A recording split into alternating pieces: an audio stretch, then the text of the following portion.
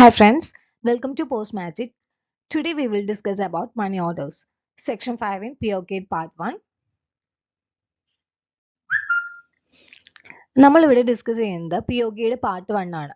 POKയുടെ part 1ന്റെ പല sections നമ്മൾ previous ക്ലാസ്സസിലൊക്കെ discuss ചെയ്തു. അപ്പോൾ POKയുടെ there are 7 sections in POK part 1. First one general, second one letter and parcel posted, third official postal article, fourth one prohibited article, and fifth one money orders.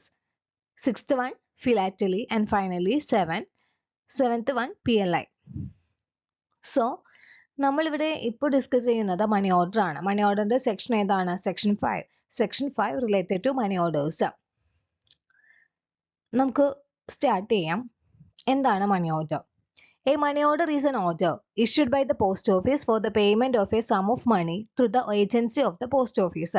Post office വഴി ഒരു some of money, അതായത് ഒരു തുക നമ്മൾ പേ ചെയ്യുന്നതാണ് എന്ത്? Money order. അതൊരു order ആണ്. എന്താണ് മണി ഓർഡറിൽ രണ്ട് പാർട്ടീസ് ആണ് ഉള്ളത്, റെമിറ്ററും പേയും. A remitter is the person who send the money by means of money order. Remitter എന്ന് പറഞ്ഞാൽ ആരാണ്? A remitter is a person who sends money by means of money order. Money order വഴി പണം അടക്കുന്ന വ്യക്തിയെ എന്ത് പറയും? റെമിറ്റർ. And a payee is the person named in money order as the person to whom the money is to be paid. ആർക്കാണോ പേ ചെയ്യേണ്ടത് ആ വ്യക്തിയാണ് എന്ത് പറയുന്നത്? Payee. A payee is the person named in the money order. Money ഓർഡറിൽ പറഞ്ഞിട്ടുണ്ടാവും അയാളുടെ പേര്. As the person to whom the money is to be paid. ആർക്കാണോ പണം പേ ചെയ്യേണ്ടതെന്ന് മണി ഓർഡറിൽ പറഞ്ഞിട്ടുള്ള ആ വ്യക്തിയാണ് എന്ത്? പേയി. അപ്പോൾ എന്താ മണി ഓർഡറിൽ ടു പാർട്ടീസ് ഉണ്ട്. First one remitter, second one payee. Then a receipt will be given to the remitter for the amount paid by him on account of the money order and commission. അതായത് നമ്മൾ money order and കമ്മീഷനും പേ ചെയ്ത് കഴിയുമ്പോൾ അതിന് റെമിറ്റർക്ക് ആ receipt നമ്മൾ എന്ത് ചെയ്ത് കൊടുക്കും. റെസിപ്റ്റ് ആ റെമിറ്റർക്ക് കൊടുക്കും. ദെൻ ലിമിറ്റ് എന്താണ്? Limits up to 10,000. അതായത് പുതിയ റെഗുലേഷൻ വന്നപ്പോഴാണ് മണി ഓർഡറിന്റെ ലിമിറ്റ് 10,000 ആക്കിയത്. ഫസ്റ്റ് എങ്ങനെയായിരുന്നു? 5,000 ആയിരുന്നു ലിമിറ്റ്. ഇപ്പോൾ പുതിയ ലിമിറ്റ് എത്രയാണ്? 10,000. An unpaid money order can be kept in deposit for 7 days from the date of its first presentation to the payee. Unpaid money orders നമുക്ക് പോസ്റ്റ് ഓഫീസിൽ 7 days വരെ ഡിപ്പോസിറ്റ് ചെയ്യാം. ഇപ്പോൾ നമ്മൾ മണി ഓർഡർ കൊടുക്കാൻ ചെന്നു, അവിടെ പേ ഇല്ല എന്നുണ്ടെങ്കിൽ 7 ദിവസം വരെ പോസ്റ്റ് ഓഫീസിൽ ഡിപ്പോസിറ്റ് ചെയ്യാം. Then money orders payable to PM's relief fund and national defence fund are commission free. അപ്പോൾ കമ്മീഷൻ ഫ്രീ ആയിട്ടുള്ള മണി ഓർഡേഴ്സ് ഏതൊക്കെയാണ്? PM റിലീഫ് ഫണ്ടിലേക്കുള്ളതും നാഷണൽ ഡിഫൻസ് ഫണ്ടിലേക്കുള്ള മണി ഓർഡേഴ്സ് എന്താണ്? കമ്മീഷൻ ഫ്രീ ആണ്. Then all money orders except VPMO can be paid to the remitter if the payee is dead. VPMO money ഓർഡേഴ്സിന്റെ new name എന്താ? CODMO, that is cash on delivery money orders. ഈ VPMO അതായത് എല്ലാ മണി ഓർഡേഴ്സും ഒഴികെ VPMO നമുക്ക് എന്ത് ചെയ്യാൻ പറ്റും? അതായത് പേയി മരിച്ചാലും VPMO മണി ഓർഡേഴ്സ് നമുക്ക് പേ ചെയ്യാൻ പറ്റും. All money orders except VPMO can be paid to the remitter if the payee is dead. Payee മരിച്ചാലും VPMO മണി ഓർഡർ നമുക്ക് പേ ചെയ്യാൻ പറ്റും. Then all money orders are carried by air without air surcharge as a first class mail. അതായത് എല്ലാ മണി ഓർഡേഴ്സും first class mail ആയിട്ടാണ് treat ചെയ്യണത്. അതുകൊണ്ട് തന്നെ എന്താണ്? എയർ സർചാർജ് ഇല്ല.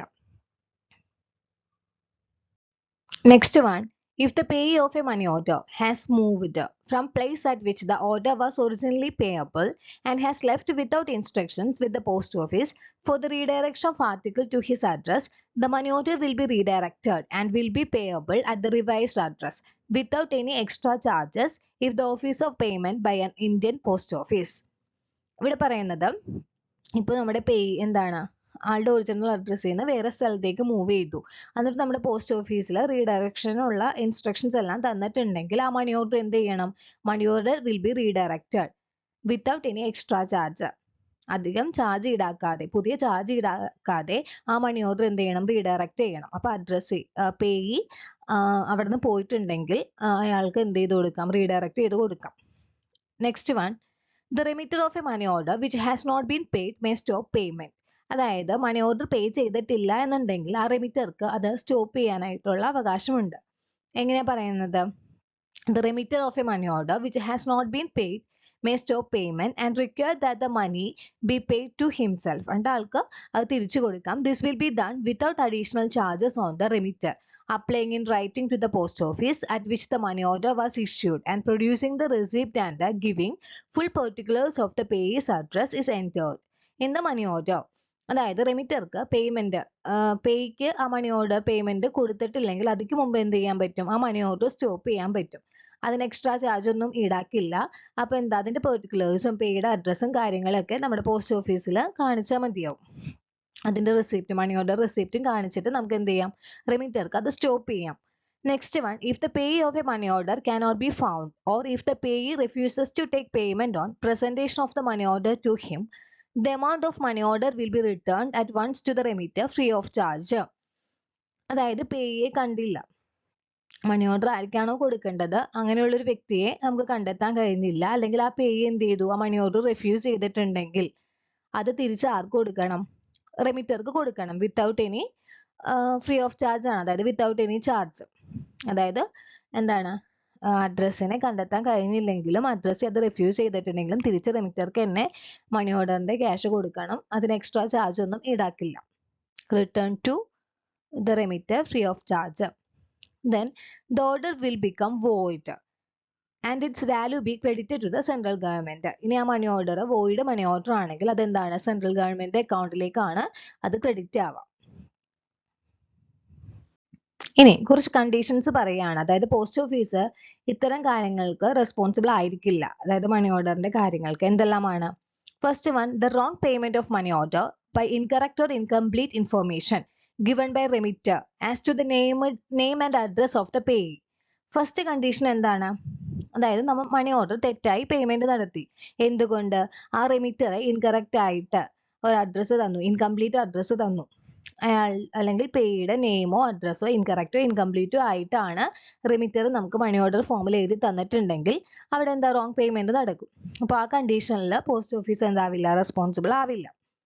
അത് റെമിറ്ററുടെ ഉത്തരവാദിത്തമാണ് എഴുതിയിരിക്കുന്ന അഡ്രസ്സും കാര്യങ്ങളും കറക്റ്റ് ആണ് എന്ന് നോക്കേണ്ടത്. Next one, for the payment of money order being refused or delayed by or an account of any accidental neglect, omissions or mistake by or on part of an officer of the post office.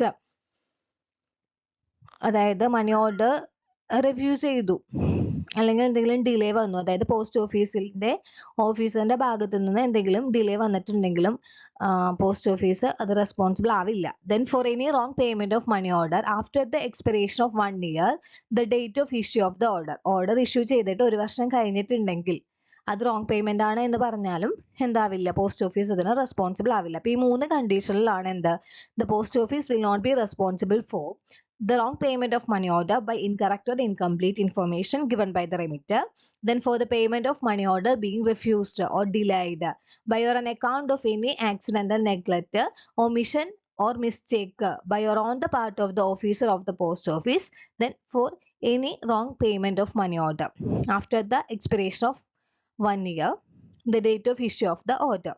ഈ 3 കണ്ടീഷനിലും the post office എന്താവില്ല, responsible ആവില്ല. Types of money orders. First one, EMO, that is electronic money order.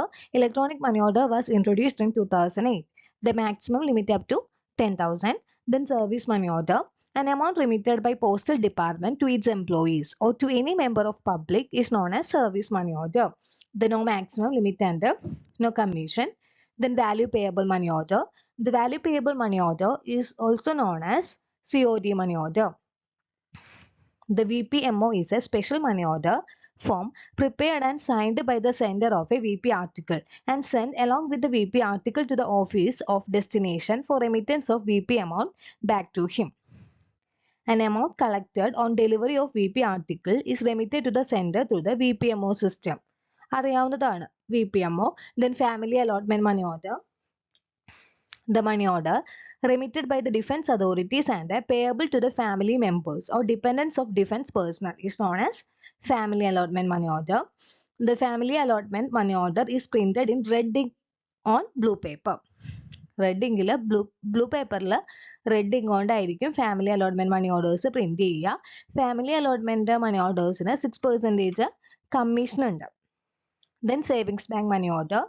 Savings bank money order എന്ന് പറഞ്ഞിട്ടുണ്ടെങ്കിൽ ഒരു field post ഓഫീസും ഉണ്ടാവും, civil post ഓഫീസും ഉണ്ടാവും. അപ്പം നമ്മൾ SB അടക്കുന്നത് ഈ ഫീൽഡ് പോസ്റ്റ് ഓഫീസിലാണെങ്കിൽ ഈ സിവിൽ പോസ്റ്റ് ഓഫീസിലേക്ക് അയച്ചു കൊടുക്കണം. അപ്പോൾ അത് മണി ഓർഡർ രൂപത്തിൽ അയച്ചു കൊടുക്കും.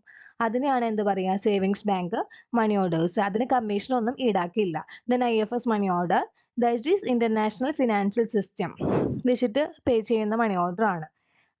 International financial system is a software developed by UPU.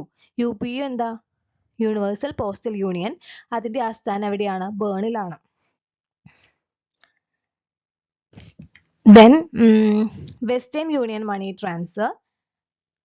Transfer Service Scheme, that is MTSS, is a quick and easy way of transferring personal remittance from abroad to beneficiaries in India. വിദേശത്തു നിന്ന് പണം ഇന്ത്യയിലേക്ക് അയക്കുന്നതാണ് എന്ത്, western union money transfer. അതിൽ maximum 2500 USD ആണ് നമ്മൾ receive ചെയ്യാൻ പറ്റുന്നത്. പിന്നെ ഉള്ളത് MO വിദേശ് ഉണ്ട്, അത് ഡിസ്കണ്ടിന്യൂ ചെയ്തു. അതുപോലെ തന്നെ മണി ഗ്രാംസ് ഉണ്ട്, അതും ഡിസ്കണ്ടിന്യൂ ചെയ്തതാണ്. അതിന് instant money orders, that is IMO സർവീസും എന്താണ്, ഡിസ്കണ്ടിന്യൂ ചെയ്തു. അപ്പോൾ ഡിസ്കണ്ടിന്യൂ ചെയ്തത് ഏതൊക്കെയാണ്, MO വിദേശ്, മണി grams, then instant money orders. ഇതെല്ലാം എന്ത് ചെയ്തതാണ്, ഡിസ്കണ്ടിന്യൂ ചെയ്തതാണ് ഈ മണി ഓർഡേഴ്സ്. അപ്പോൾ ഇത്രയും ടൈപ്സ് മണി ഓർഡേഴ്സ് ആണ് നമുക്ക് അവൈലബിൾ ആയിട്ടുള്ളത്. നെക്സ്റ്റ് വൺ, മണി ഓർഡേഴ്സിന്റെ മിനിമം ലിമിറ്റും മാക്സിമം ലിമിറ്റും അതിന്റെ കമ്മീഷനും ആണ്.